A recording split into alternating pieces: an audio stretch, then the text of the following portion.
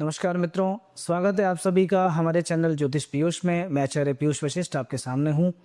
एक बार फिर से हम हाजिर हैं साप्ताहिक राशिफल के साथ, और इस राशिफल में हम बात करेंगे मेष राशि में उत्पन्न सभी व्यक्तियों के लिए आने वाला सप्ताह 23 से 29 तारीख का समय कैसा रहेगा। यदि आपका नाम ए लेटर से स्टार्ट होता है या फिर आपकी जन्म राशि मेष है तो ये राशिफल आपका है। देखिए, ये सप्ताह मेष राशि वालों के लिए बहुत अच्छा रहने वाला है। विशेष तौर पे इस सप्ताह चंद्रमा और बुध की युति चतुर्थ भाव में रहेगी। चंद्रमा माँ है, बुध कुमार है, उनके पुत्र हैं, तो माँ बेटी का यह योग आपके लिए जमीन जायदाद मकान प्रॉपर्टी के हिसाब से बहुत ही अच्छा रहने वाला है। एक बार देखते हैं ओवरऑल मेष राशि के जातकों के लिए क्या स्थिति बन रही है।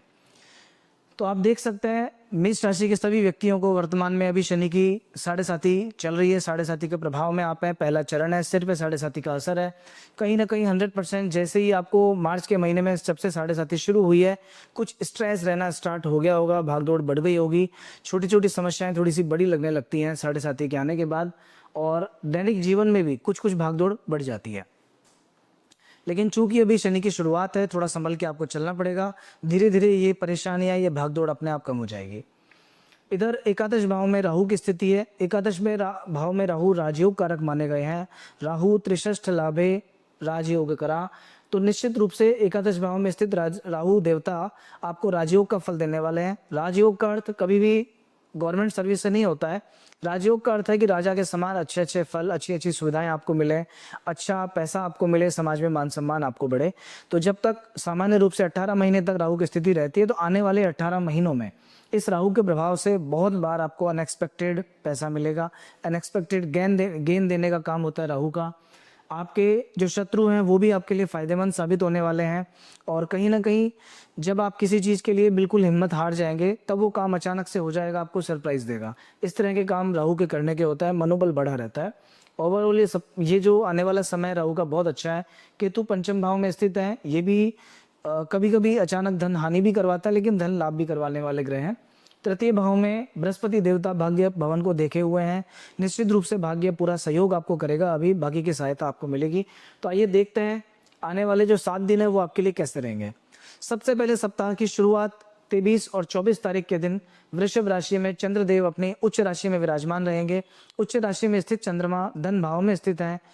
हालांकि अभी क्षीण चंद्रमा चल रहे हैं, और क्षीण चंद्रमा के कारण कहीं ना कहीं मानसिक स्ट्रेस देते हैं, लेकिन धन के स्थान में उच्च राशि के चंद्रमा अच्छा धन योग बनाते हैं।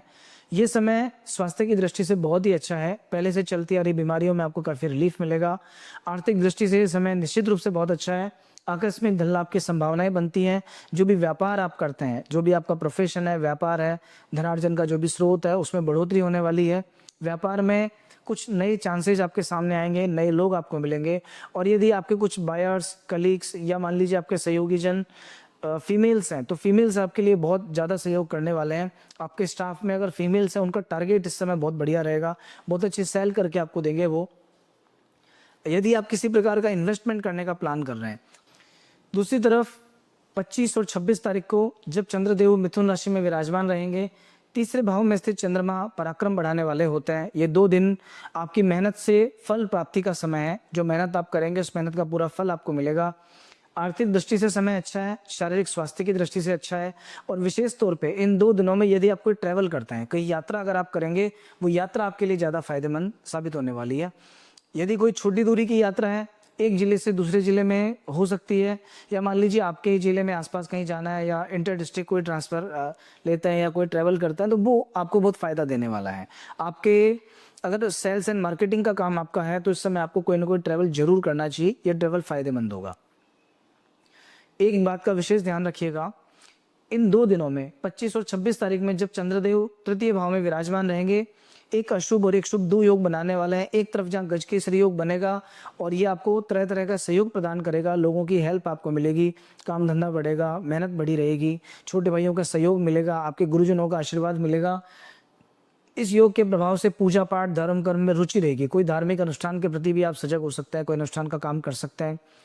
आपके संत महात्माओं से, गुरुजनों से मुलाकात हो सकती है। लेकिन दूसरी तरफ चंद्रमा और सूर्य अर्थात ये अमावस्या का दिन है, और ये जो दिन है ये कहीं भी स्वास्थ्य से जुड़े मामलों में विशेष हानिकारक है। इन 2 दिनों के अंदर 25 और 26 तारीख में यदि आपको कोई कफ एंड कोल्ड या सर्दी से जुड़ी बीमारियां रहती हैं, छाती के रोग रहते हैं, बहुत ज़्यादा टेंशन और स्ट्रेस कभी कभी रहता है, ऐसे लोगों को ये 2 दिन थोड़े खराब जाएंगे, इनमें विशेष ध्यान रखना। स्पेशली कोई इंपॉर्टेंट डिसीजन अगर आपको लेना है, ऐसा कोई कार्य जो मन से संबंधित है, बुद्धि से संबंधित है, डिसीजन मेकिंग से संबंधित है, वो कार्य करने का अभी समय नहीं है, थोड़ा सा रुकिएगा आप जरा। और वैसे ओवरऑल ये समय, ये 2 दिन का समय आपके लिए बहुत अच्छा जाने वाला है, भाग्य बढ़ाने वाला समय है। स्टूडेंट्स वगैरह को भी इसमें विशेष लाभ होगा। तृतीय भाव में स्थित चंद्रमा और गुरु के प्रभाव से आपकी पढ़ाई लिखाई में बढ़ोतरी होगी, कंसंट्रेशन बना रहेगा। अगर कोई एग्जाम आपका इस समय होता है उसका रिजल्ट अच्छा रहेगा, अगर कोई रिजल्ट आने वाला है तो वो रिजल्ट बहुत अच्छा आएगा। 27 और 28 तारीख में जब चतुर्थ भाव में चंद्रदेव की स्थिति रहेगी, यद्यपि चतुर्थ भाव में स्थित चंद्रदेव खराब माने गए हैं, चौथे घर में चंद्रमा माँ को पीड़ा देते हैं, पत्नी को पीड़ा देते हैं, संतान को पीड़ा देते हैं, कहीं ना कहीं मानसिक परेशानियां बढ़ाते हैं, स्ट्रेस रहता है, आदमी का मन काम करने का नहीं रहता, स्वभाव में आलस्य की प्रवृत्ति बढ़ जाती है, और करियर में भी कुछ गलत डिसीजंस होते हैं। बड़ों से बात करते समय या जो आपके उच्चाधिकारी हैं उनसे बात करते समय आपके मुंह से कुछ ऐसा गलत निकल सकता है जो आगे जाके नुकसान दे। लेकिन यहाँ एक बात देखने वाली है कि चंद्रदेव चतुर्थ राशि में, कर्क राशि में, स्वय राशि में स्थित है। स्वय राशि में स्थित चंद्रमा जमीन, मकान, प्रॉपर्टी के लिए विशेष अच्छा होता है। चंद्रमा और बुध मिलके बहुत अच्छा क्रिएटिविटी का योग बनाते हैं। अगर आपका काम आर्ट के फील्ड से, आप एक इंटीरियर डिजाइनर हैं, आप एक होम डेकोर का काम करते हैं, या इंटीरियर डिजाइनिंग से संबंधित जो सामान है, मैट्रेस वगैरह, उसका आपका कोई प्रोफेशन है, दूध वगैरह से संबंधित काम अगर आपका है, डेयरी है, फार्म है, ऐसे लोगों के लिए ये समय 27 और 28 का बहुत अच्छा जाने वाला है। सेल की दृष्टि से भी, कोई डिसीजन लेने के हिसाब से भी, कोई नई अपॉर्चुनिटीज़ के हिसाब से भी। तो 27 और 28 तारीख में आपको मिले जुले फल मिलेंगे। थोड़ा स्ट्रेस रहेगा, थोड़ी परेशानी रहेगी, लेकिन समय ठीक रहेगा। 29 तारीख में जब चंद्रदेव पंचम भाव में मंगल के साथ में लक्ष्मी योग का निर्माण करेंगे, ये एक दिन आपके लिए बहुत अच्छा है। इस एक दिन में, हालांकि सप्ताह का अंत है, पर फिर भी कहीं से कुछ अचानक अच्छा समाचार धन से जुड़ा हुआ आपको सुनने को मिल सकता है। कोई पैसा अटका हुआ है, रुका हुआ है, पैसा वापस आ सकता है। बहुत टाइम से अगर आप किसी से पैसा वेट कर रहे हैं, कोई आपका पैसा लेके चला गया, दे नहीं रहा, तो ये समय पैसा मांगने का है। एक बार मांगने पे भी हो सकता है पैसा आपको मिल जाए। संतान के संबंध में कुछ अच्छे फल आपको मिलेंगे। आकस्मिक रूप से धन लाभ होगा। स्वास्थ्य समय बढ़िया रहेगा, भाग्य का सपोर्ट मिलेगा।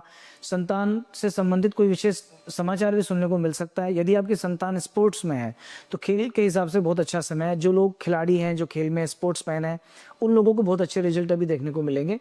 व्यापारी वर्ग के लिए इन्वेस्टमेंट का टाइम है। लाभ स्थान पर चंद्रमा की दृष्टि है, आगे जाके बहुत लाभ देगा। पेट की बीमारियों से जरा सा बचाव रखना।